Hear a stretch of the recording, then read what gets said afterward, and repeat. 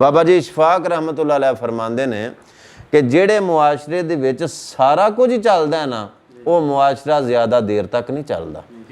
असीं ना कि चलता है यार, चलता नहीं नहीं नहीं, जेड़े मुआशरे दे विच सारा कुछ चलता है वो मुआशरा ज़्यादा देर तक नहीं चलता। किसी पिंड दे विच एक बंदे ने, पिंड दे चौधरी ने या किसी ने भी ये ड्यूटी ला दी सारे पिंड वालियां नूं इकट्ठियां करके कि यह साडे पिंड खूह है ते ये सारियां ने एक एक बाल्टी दुध दी पानी है तो खूह दुध दा भरिया होना चाहिए सवेर तक। रात दे नेरे दे विच सारियां ने एक एक बाल्टी खूह दे विच दुध दी पानी सी ते दुध दा खूह भरना सी। होया कि एक बंदा गया तो जाके पानी दी बाल्टी सुट आया। उन्हें आख्या मेरे पानी दी बाल्टी सुट्टन दे नाल की पता लगना सारियां च दुध पाया होना ते मेरी बाल्टी विच मिक्स हो जानी पानी दी। दूजा गया उन्हें भी यही सोचा कि मेरी पानी दी बाल्टी दा किहड़ा पता लगना इन्ना दुध होना। तीजे भी पानी दी बाल्टी, चौथे भी, पंजवें भी, सारे पिंड दे सारियां ने ना विच खूह दे पानी दी बाल्टी बाल्टी सुट छड़ी। जदों दिन चढ़िया तो खूह पानी दा नितरे है। वो जदों पिंड दे चौधरी ने वेख्या सवेरे या जिन्हें भी ड्यूटी लाई सी, उन्हें वेख्या कि खूह पानी दा नितरिया है तो उन्हें आख्या जी मैं तुहाडी ड्यूटी लाई सी कि खूह दे विच दुध पाना है तो खूह दुध दा नितरना चाहिदा सी। साहबरां नूं पुछया की पाया, इन्हें आख्या जी मैं तो पानी दी बाल्टी पाई। उन्होंने पूछा, उन्हें आख्या मैं तो पानी दी बाल्टी, उन्होंने पूछा मैनू पूछा पानी दी बाल्टी पाई। सारियां ने पानी दी बाल्टी पाई। मैं ये भी वो चलो पिंड वालियां नूं अच्छा समझना कि वो पानी दी बाल्टी पा के ते बाल्टी मन गए। असी ऐसे हाँ कि असी पाते भी पानी दी बाल्टियां पे ते मनदे भी नहीं।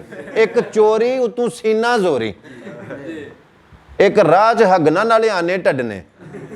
मतलब असी इंज दे हाँ कि असी काम भी करने आ ते दूजे नंबर ते मनदे भी नहीं, नहीं मैं तो नहीं कीता, मैं तो नहीं कीता, मैं तो नहीं कीता। सर मनो अपनी गलती नूं कि असी आके इत्थे दुबई दे विच ते मंगने आ पे। मनो इस गल नूं कि असी दुबई दे विच आके पाकिस्तान दा नां गंदा करने आ पे।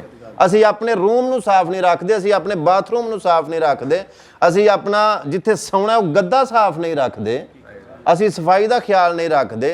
काम करन दी बजाए मलबारियां अगू असी क्यों नहीं सिर सुटते? क्यों? But why any reason? क्यों? तुसीं की करन आए हो सर? मेहनत नहीं करन आए, पैसा नहीं कमान आए। मेहनत करो, अपने अंदरों मैं मारो, अपने अंदरों तुसीं जिहड़ी तुहाडे अंदर वो आकड़ है चदराए जट साहब, राणा साहब, राही साहब, फलाने साहब वो चादर जो जहाज़ के उत्ते बहन लगते हो, तुसीं वो चादर अपन सारिया चादर वाली सुट के क्यों नहीं आउंदे? इत्थे वो चादर लै आउने असीं नाल कि जनाब घुमन साहब दुबई हुंदे ने।